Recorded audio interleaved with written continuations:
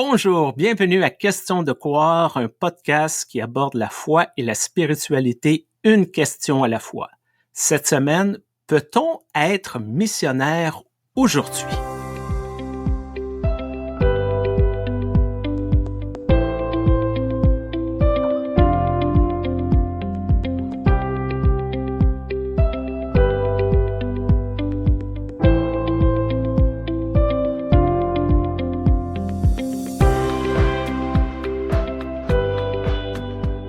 Bonjour Stéphane. Bonjour Joanne, bonjour à toutes les personnes qui sont à l'écoute. C'est un plaisir de reprendre. Alors nos auditeurs et auditrices ne le savent pas parce qu'on avait bien enregistré à l'avance. Mais c'est vrai qu'on a fait une petite pause puisque justement je suis partie de nouveau un petit peu sur le terrain, Maroc, Togo, Bénin. Et donc on avait un peu planifié nos enregistrements pour qu'il n'y ait justement pas de coupure. Quand je pense au mot mission, tu sais qu'en fait, ça me renvoie à moi petite, j'avais 5-6 ans, dans la campagne alsacienne, à Herlisheim. Essaye de dire Herlisheim. Non. Avec ma grand-mère, que j'appelais Mamie Yaya, que tout le monde appelait dans le village Malène, parce qu'elle s'appelle Madeleine, qui me racontait avec toujours de l'émerveillement dans la voix et dans les yeux, ce qui avait sauvé son enfance et sa jeunesse. Et tu sais ce qui avait sauvé son enfance et sa jeunesse? C'était les missionnaires qui étaient venus de Suisse alémanique après la Première Guerre mondiale pour rendre service, pour se tenir près de ce village qui avait souffert, et puis pour s'occuper des enfants et des jeunes.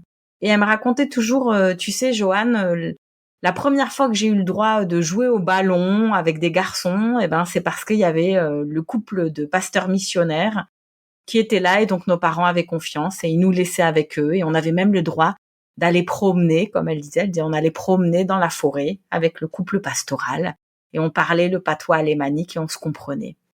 Et donc c'est intéressant parce que ça, c'est ma première relation à la mission. C'est le fait que quand une partie de l'Église est éprouvée quelque part, il y a une autre partie de l'Église qui va mieux, qui vient et qui porte secours. Et que c'est une question tout simplement de solidarité. Alors, on n'est pas obligé de se rendre service qu'à l'intérieur de l'Église, mais mon anecdote, elle parle de ça. Et on n'est pas obligé de se rendre service qu'à l'intérieur de la même ethnie ou du même pays. Et puis, il y a un siècle, il y a une petite fille, une petite Malène, qui, quelque part dans son village alsacien, a eu une enfance un peu moins misérable ou un peu moins triste parce qu'il y a un couple de missionnaires qui s'est dit « Allez, on va aller les aider après-guerre ». C'est vrai qu'il y a beaucoup de, je dirais presque de folklore autour de ces récits missionnaires. Je pense à mon père qui, s'il était toujours vivant, avec 91 ans, donc ça se situe un peu dans l'époque. Dans sa jeunesse, les missions catholiques romaines en Chine, c'était quelque chose de très important et les enfants devaient mettre des sous pour subventionner ces missions et, entre guillemets, ils achetaient des petits Chinois. Moi, dans ma jeunesse, c'était un peu autre chose. C'était des prêtres catholiques romains qui revenaient au village de leur endroit de mission en Amérique latine, par exemple, et qui, pour récolter des fonds, et qui revenaient avec un enfant pour que ce soit plus attendrissant. Tout ça pour dire qu'il y a une espèce d'idée d'aller aider les gens outre-mer. La mission, c'est là-bas, c'est l'Afrique, c'est l'Amérique latine, c'est la Chine. Donc, une espèce de point de vue un peu colonial.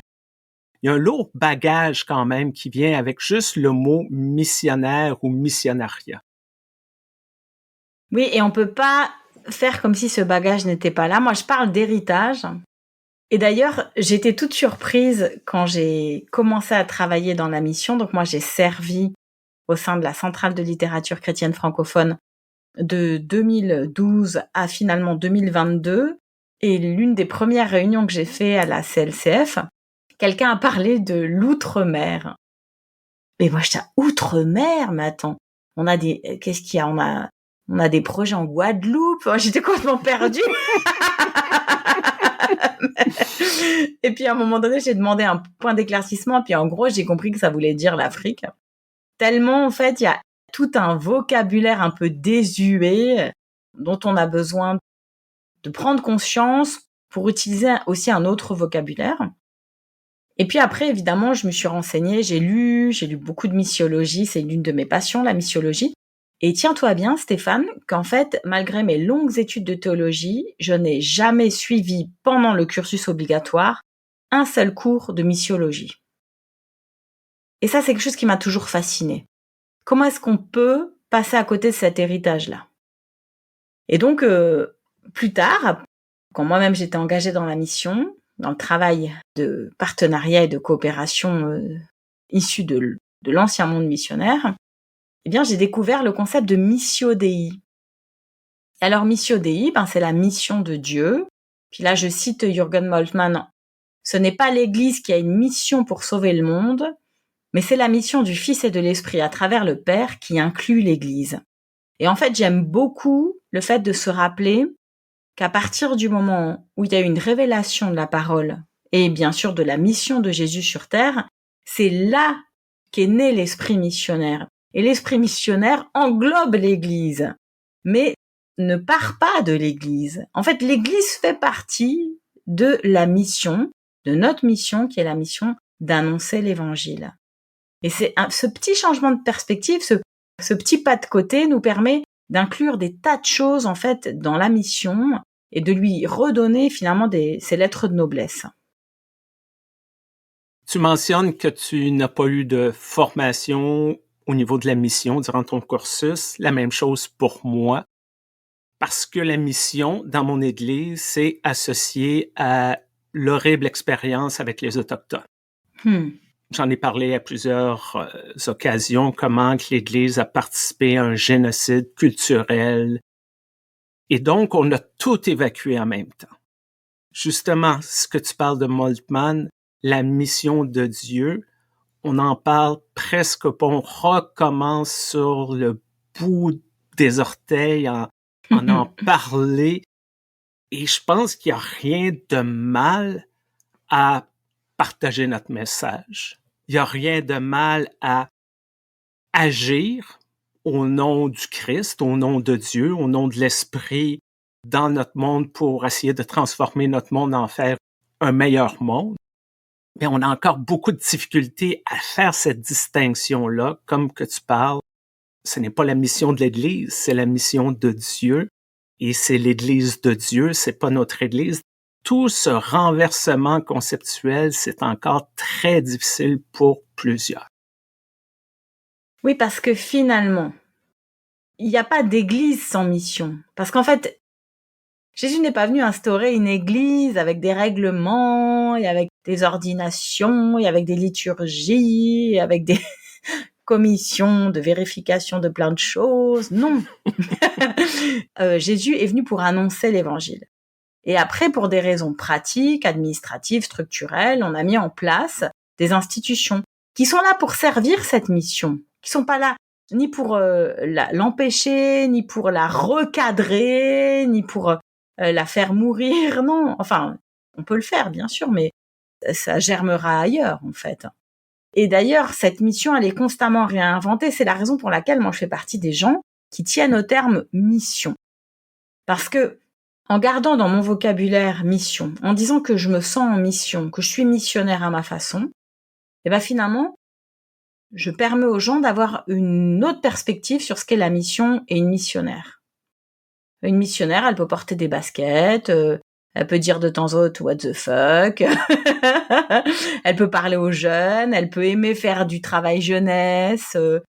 C'est ça l'idée en fait. L'idée c'est si j'abandonne complètement ce terme pour en prendre un autre, et on en prend des nouveaux maintenant, je permets pas de le renouveler non plus. Et donc, c'est là un peu ma ligne de crête. Mais cette ligne de crête ne doit pas empêcher de réfléchir et de reconnaître nos erreurs du passé. Et de se dire qu'est-ce qu'on fait ensemble avec cet héritage. Et ça, j'avais donné une conférence lors de la nuit des thèses de protestants en fait à Strasbourg en 2017. petit placement de produit, c'est l'héritage commun. Cet héritage commun, lequel est-il? Et s'il est commun, ça veut dire qu'il est autant à moi que par exemple aux églises africaines. Il m'appartient pas cet héritage. Mais on peut pas dire non plus qu'on les laisse tout seuls. On peut pas dire c'est plus notre problème. Ça reste notre responsabilité que de réfléchir ensemble à cet héritage. Et prendre ses responsabilités aujourd'hui, ça veut dire aussi ne pas se désengager toujours massivement de tous les projets qu'on a initiés avec nos paramètres. De laisser au moins aux gens le temps de trouver leur financement, leur fonctionnement, leur dynamique. Si on se désengage trop vite ou si on dit écoutez voilà maintenant vous êtes grands, alors ça c'est le formidable, ça c'est du bon maternalisme post-colonial. Maintenant vous êtes grands, débrouillez-vous avec vos projets. Nous aussi on a des pauvres chez nous. Ça ne fait aucun sens. On a toujours eu des pauvres chez nous et pourtant on est allé implanter des projets là-bas. Donc qu'est-ce qui nous a motivés à l'époque? Si ce qui nous a motivés c'est du white saviorism, là, le truc d'être des blancs sauveurs, il faut pas non plus maintenant prendre la posture d'être les blancs donneurs de leçons sur comme quoi vous devez être autonome. Ça n'a aucun sens, c'est exactement le même écueil. L'idée c'est que normalement on y est allé pour dire si le corps de l'Église souffre dans un endroit, une autre partie du corps de l'Église vient aider. Et nous, quand on souffrira, on sait que vous viendrez nous aider. Si c'est ça la dynamique, alors elle reste d'actualité.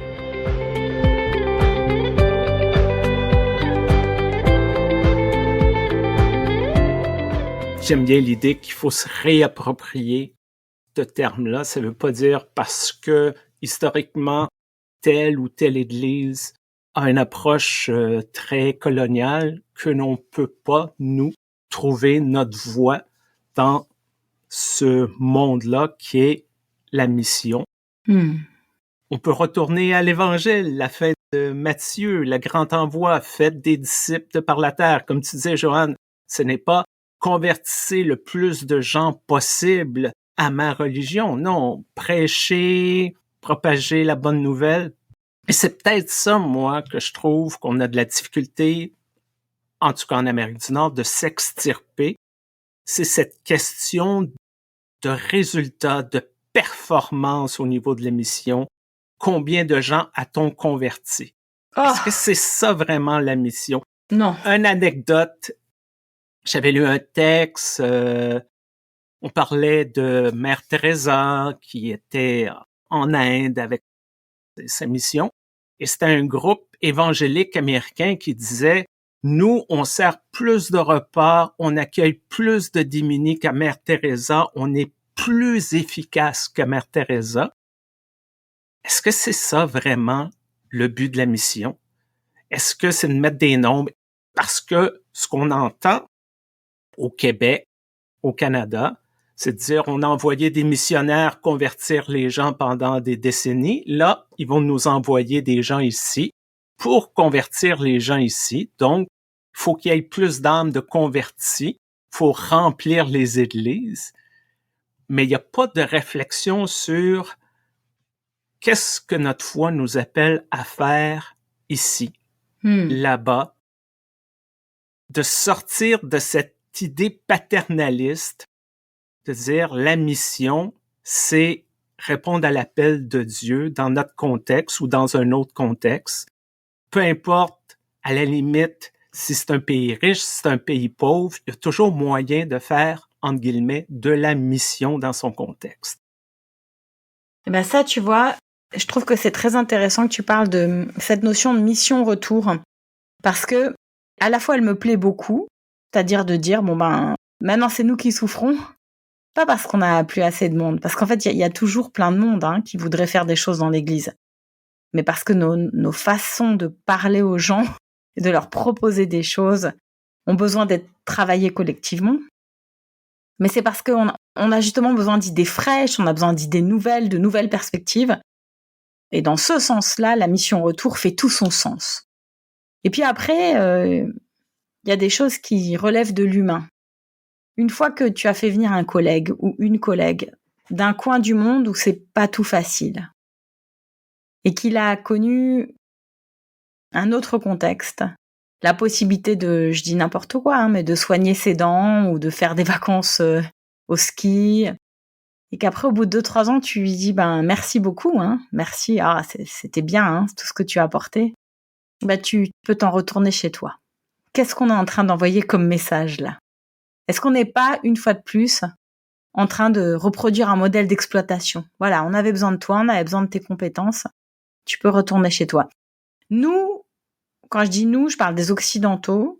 Quand on est allé là-bas, on perdait beaucoup de notre qualité de vie. Et rentrer chez nous, ça voulait dire retrouver une qualité de vie. En tout cas matérielle, parce que après, il y a le spirituel et le relationnel qui peut être aussi tout à fait différent dans certains contextes. Il faut faire très attention à ces notions de mission-retour parce que il faut pas non plus qu'elles soient trop pleines d'idéalisme et de paternalisme. Il faut qu'elles réfléchissent beaucoup plus la systémie de tout ce que ça implique pour ceux et celles qui quittent leur milieu d'origine et qui vont revenir profondément bouleversés et changés. Et ça, c'est dans les deux sens. Mais dans un sens, quand tu reviens en Europe, tu reviens vers une qualité de vie matérielle. Et dans l'autre sens, tu retournes vers souvent des difficultés, des coupures d'électricité, ne serait-ce que pour parler de ça, hein, on peut s'en tenir à ça.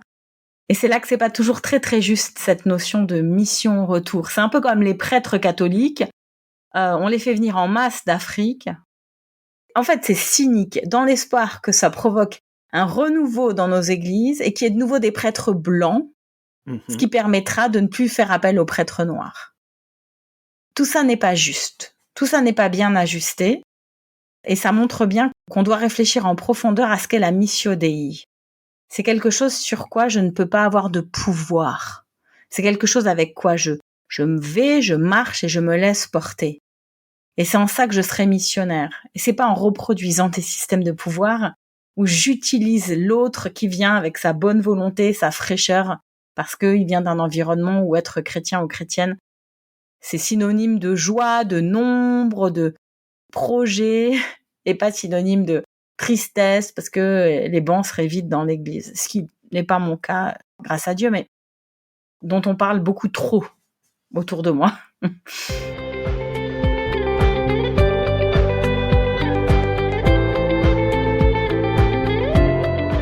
Je crois que cette idée de mission, de projet missionnaire devrait toujours commencer par un processus de discernement.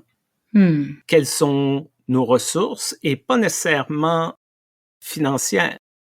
Les personnes, le contexte dans lequel nous évoluons, où notre paroisse est située, est-ce que nous sommes dans un coin d'une ville cossue? Est-ce que nous sommes dans un quartier un peu plus délabré? Est-ce que nous sommes à la campagne? Quel est notre appel? Quel est l'appel de Dieu? Parce que parfois, notre appel et l'appel de Dieu, c'est pas synonyme. Et d'essayer de voir qu'est-ce qu'on peut faire.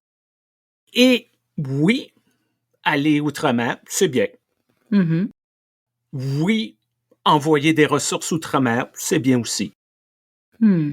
S'impliquer dans son milieu directement, à petite échelle, c'est aussi un travail missionnaire tellement important. Et ce n'est pas pour dénigrer ce qui se passe ailleurs, mais des besoins, il y en a partout. Malheureusement, il y a plus de besoins que ce qu'on est capable de faire. Malheureusement, il faut choisir. Et choisir de travailler autour de soi, de reconnaître que, je sais pas, moi, je pense à une paroisse de Montréal de l'Église unie du Canada qui est située dans le quartier où il y a les prostituées, les sans-abri et tout ça. C'est là le terrain de mission. Et pas nécessairement pour sauver ces gens-là, les convertir, les amener dans les bancs d'église le dimanche matin comme un beau film hollywoodien, mais plutôt un ministère de présence, un ministère d'écoute pour les sans-abri. C'est de la mission. C'est pas spectaculaire. Ça fait pas nécessairement les journaux du soir, mais c'est d'agir au nom de nos valeurs, au nom de Dieu, c'est de suivre le message de Dieu. Effectivement, prostitution et mission, est-ce compatible? Drogue et mission, est-ce compatible? parler des questions de genre, émission, parler de corruption, parler de l'impact du colonialisme. En fait, tout est compatible avec tout. Tout est possible à partir du moment où on pense que ce sont des questions qui sont nécessaires pour développer, vivre avec, s'épanouir dans la mission de Dieu. Moi, je suis vraiment partisane de dynamique d'église où il n'y a pas de tabou, où il n'y a pas de sujet dont on ne pourrait pas parler. Quand j'étais allée à Madagascar en 2013, donc moi, c'était toujours des missions courtes, intenses et courtes, hein, ça je bossais à peu près 18 heures par jour, hein, c'est comme ça quand on a 2-3 semaines pour mener à bien un truc. Puis moi, je voulais rentrer assez vite parce que j'avais encore un bébé à la maison, donc c'était un peu important de rentrer, quoi. Eh bien, je me rappelle qu'en 2013, on était en plein dans les questions mariage pour tous en France. Partout où j'allais. Et pourtant, j'étais là pour des bibliothèques de formation de pasteurs, hein, pas pour des questions genre. Quelqu'un me prenait à part et me disait « Mais qu'est-ce qui se passe en France ? Pourquoi les homosexuels montrent leurs seins à Paris ?» Donc là, c'était un crossover Ouais. entre les mouvements féministes là qui faisaient des sortes de happening et puis la question du mariage pour tous. Mais c'est normal culturellement de pas avoir toutes les clés de compréhension. Pourquoi est-ce que les travestis veulent être enceintes, par exemple? On posait des questions comme ça. Des questions qui sont cash et dures à entendre et qui datent d'il y a 10 ans en plus, mais qui pourraient peut-être être posées encore à peu près pareil aujourd'hui, mais qui montrent que culturellement, on comprend pas les choses de la même façon. Et que si on veut aussi s'aimer, se respecter et développer des projets ensemble, il faut s'asseoir et prendre le temps de s'expliquer les uns les autres de quoi on parle et pourquoi c'est important chez nous que tous les couples puissent avoir les mêmes droits civiques, tout le monde paye les mêmes impôts, tout le monde a les mêmes droits. Pourquoi est-ce que c'est important de pas dire travesti? Pourquoi est-ce que c'est important de comprendre qu'il y a des familles qui sont pas hétéronormatives qui veulent avoir des enfants? Pourquoi est-ce que c'est important de s'asseoir et de leur expliquer ça? Et même si les personnes en face, un peu prises de court, qui n'ont pas eu le temps de processer tout ça et qui n'ont tout simplement pas encore une pensée, un vocabulaire autour de ça, même si ces personnes te répondent « Oui, mais c'est contraire à la Bible, c'est un péché, c'est abominable », l'idée c'est de se dire « Cette conversation a eu lieu ». Là, tout de suite, ce qui en est sorti, c'est très plat finalement. Mais c'est parce que ça faisait beaucoup d'un coup. Et maintenant, cette conversation a eu lieu, elle fera son chemin. Et si on est tous et toutes dans nos partenariats sud-nord, dans une sorte de posture un peu comme ça, il y a beaucoup de conversations qui vont pouvoir avoir lieu. Moi, j'ai compris beaucoup de choses sur la polygamie, tu vois, Stéphane. J'ai compris aussi beaucoup de choses sur les blessures liées à l'interdiction de la polygamie. J'ai compris aussi combien est-ce que cette interdiction avait bouleversé des systèmes d'entraide, des possibilités pour des jeunes veuves ou des jeunes violées de trouver un foyer, une protection. J'ai compris aussi les millions de femmes qui ont été répudiées parce que les missionnaires avaient dit qu'il fallait avoir qu'une femme et qui se sont retrouvées dans la prostitution. Et tout ça, ça a un lien indirect avec la propagation du sida aussi. Parce que si une femme n'est plus dans un système qui la protège, clanique, et qu'elle est en errance, elle finit par se prostituer. Et ça, c'est une vieille histoire. C'est une histoire qu'il y a eu dans ma famille aussi. Tout ça pour dire que ces conversations, c'est important qu'elles aient lieu. Plus on les mettra de côté, plus on dira on parle plus de la mission, maintenant on parle plus que du partenariat, plus on se dédouanera et on dira que ça fait partie de notre passé, moins on sera dans une attitude de reconnaître nos responsabilités et de faire un lien entre le passé et puis ce qu'on aimerait maintenant mettre en place, ensemble, avec toujours des erreurs et toujours des tâtonnements, mais on le fait parce que c'est la missio Dei et que ça nous dépasse. Je pense que tu touches vraiment un point important, c'est la mission de Dieu. Donc, pour moi, la mission devrait toujours commencer avec l'humilité. Ne pas arriver de dire « je vais régler votre problème », mais d'arriver avec une certaine humilité qui dit « je crois pas tout saisir les enjeux, discutons ». Et d'établir des ponts, de prendre le temps de se comprendre, peut-être déconstruire nos partis pris, tout ce qu'on pense savoir, et de dire comment qu'on peut travailler au nom de Dieu ici, ou dans ce contexte, ou tu as un projet, comment qu'on peut aider à faire avancer ton projet? Si je comprenais un peu plus, peut-être qu'on pourrait aller plus loin, on pourrait peut-être trouver des nouvelles solutions qui n'est pas envisagées ni par l'un ni par l'autre, mais la rencontre va créer quelque chose de nouveau. C'est ça qui est très difficile pour certaines institutions parce qu'on a des siècles et des siècles de tradition et de façon de faire. Et si on ne comprenait pas, et si on prenait le temps d'apprendre? On peut conclure en disant, peut-on être missionnaire aujourd'hui? Toi, en tout cas, Stéphane, tu es déjà missionnaire de mon point de vue, parce que tu portes en toi, justement, cette capacité réflexive de se dire, pourquoi est-ce que je vais vers là? Comment est-ce que je le fais? Quel est le système dans lequel je suis empêtrée? Quel est le système dans lequel j'aimerais plutôt développer mon ministère? Et donc, pour moi, c'est ça. Oui, on peut être missionnaire aujourd'hui si on s'inscrit dans la Missio Dei. Et si on le fait à la fois avec l'émerveillement, parce qu'il faut un peu d'émerveillement quand même, et à la fois avec beaucoup, beaucoup de lucidité de se dire, ma peau est blanche, mon héritage est blanc, qu'est-ce que ça veut dire quand je suis en relation? Merci Stéphane pour cette conversation. Merci Joanne, et j'aimerais rappeler à toutes les personnes qui nous écoutent que l'Église unie du Canada est notre commanditaire, alors merci beaucoup. Écrivez-nous. On a reçu peu de courriels récemment, là. Fait que reprenez le collier, là. Écrivez-nous. questiondecroire@gmail.com. On aime vous lire, avoir vos suggestions, vos rétroactions. C'est toujours merveilleux. Bonne semaine, Joanne. Prends soin de toi. Prends soin de toi aussi. Bonne semaine à vous et écrivez-nous.